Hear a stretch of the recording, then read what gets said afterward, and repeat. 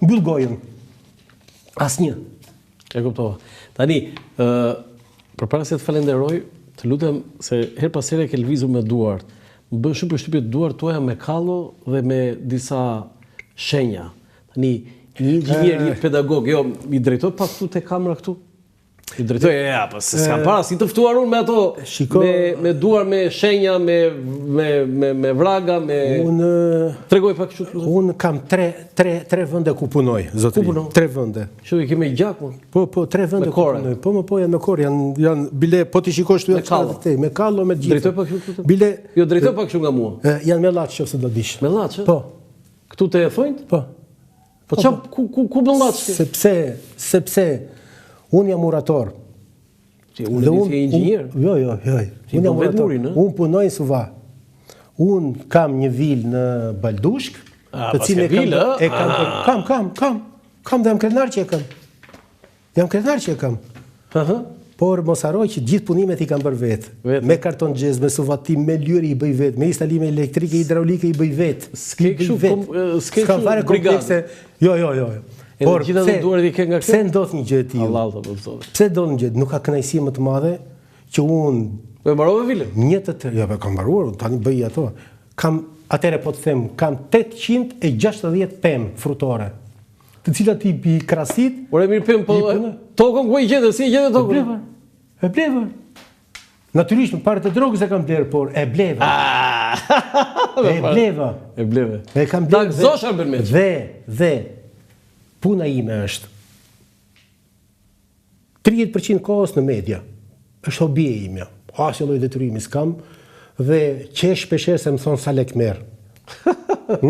Jo, unë për këtë të falenderoj se jo, po si i vetmi, nuk e i vetmi. Nuk kam marrë një jetime asnjëherë lek nga gazetarët, përkundrazi jam kontributor me kënaqësi.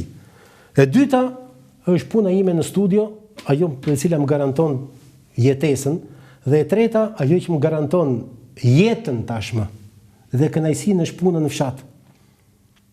Po, ti të vish atje ku vi unë? Ku e ke? Baldushk. Baldushk? Do të vive Baldushku. Mua më shef me rroba pune. Më shef me bel në dorë, më shef me sharë në dorë, më shef me vegla pune dhe të shofësh oficinën që kam unë nuk e kanë as pse. Jo, nëse vi unë të vi me i kusht, vi me kamerë. Jo, ti vish me kamerë dhe unë të garantoj që do të shpijet e koteci pulave, që kam 50 pula. 50 pula? 50 pula. Po qenë? 2. Po dele? Ja. Dhi? Ja. Mlop? Ja. Po qa ke vetëm pula? Pse? Pata?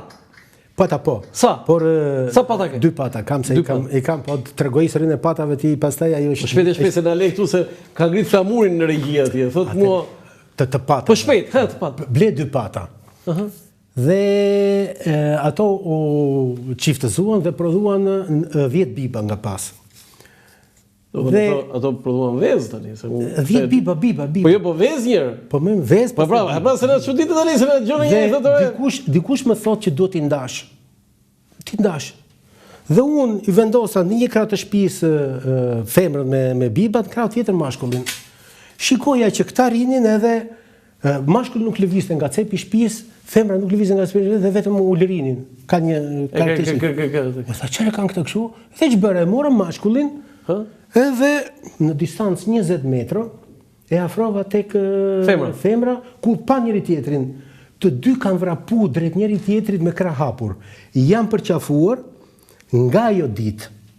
Dhe ati unë kam parë dashurin natyrale të thaj specie që jo më ka manitur, dhe që nga jo ditë, mashkulli ishte përpara, në mes vendosni në... Jo, femra ikte përpara, më falë. Femra përpara. Bibat? Në mes 9 biba, dhe pastaj mashkulli i cili dukuxoje t'i afroheshe të sulmonte. Nuk ka gjë më të bukur sa një gjë e tillë. Dhe nuk ishte gjë më natyrale që natyrisht në meshkujve, ne njerëzve shpeshherë, ne në Shqipëri e kemi këtë cilësi. Edhe meshkujve, mire the, të vajtja. Ne në Shqipëri e kemi, ne jemi... Tani ta mbyllun me këtë të patave, patat e Arben Meçës, historie patave të Arben Meçës. Historie patave të Arben Meçës, sepse është një mrekulli. Shumë bukur. Falenderoj shumë. Rosh ishte kënaqësi që më dhe mundësinë. Të nderuar teleshikues, ky është emisioni i sot nga unë Lança Foku, mirupafshim.